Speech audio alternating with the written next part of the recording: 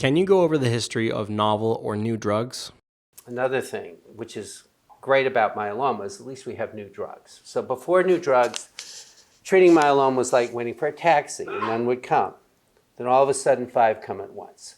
So this is from a fellow named Khalid Hashmi. He's from Oman, and he told me this, and I thought that's really good because we now have all these new drugs, and we don't know exactly how to sequence them all, which is a good problem to have. But it can be a little frustrating when you're trying to figure it out. So for example, this is what we used to do. And this is back in the 1950s when melphalan was first introduced. It's now used in high dose, but back then it was used as an oral drug. It was then combined with prednisone.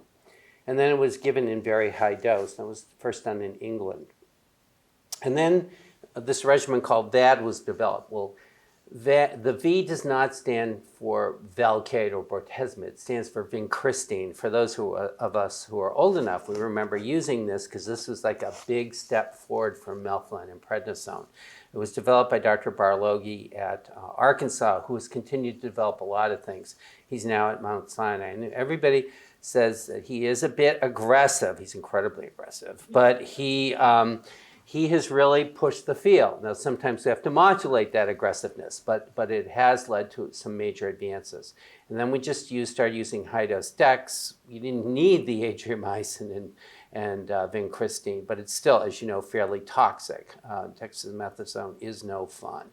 And then he was the one who really pushed autologous transplant, high-dose therapy with stem cell support using peripheral blood. The French and Dr. Barloghi and Anderson and then at Arkansas did that. And then the bisphosphonates came out, which really mitigate or decrease the toxicity of bone problems.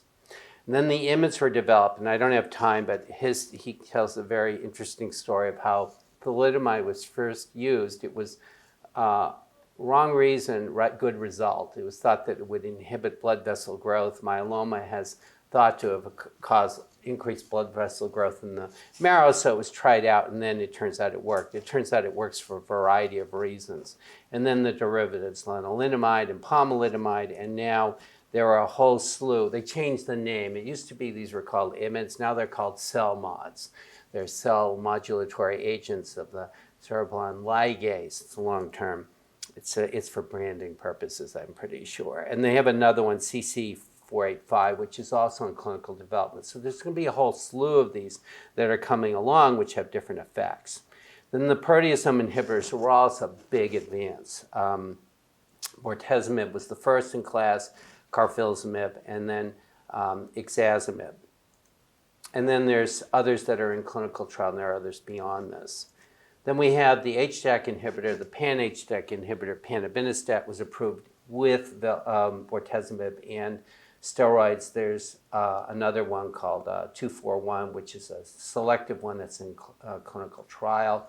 The monoclonals made a big advance, ELO and DARA in particular, but there's a whole slew of them that are in development. Some, in fact, this one was first reported for Susan Trudel from Toronto. It's a monoclonal, but it's got a poison on it. So it's like a Trojan horse. It binds the cell, uptake, and then boom, it kills the cell because there's a poison on it.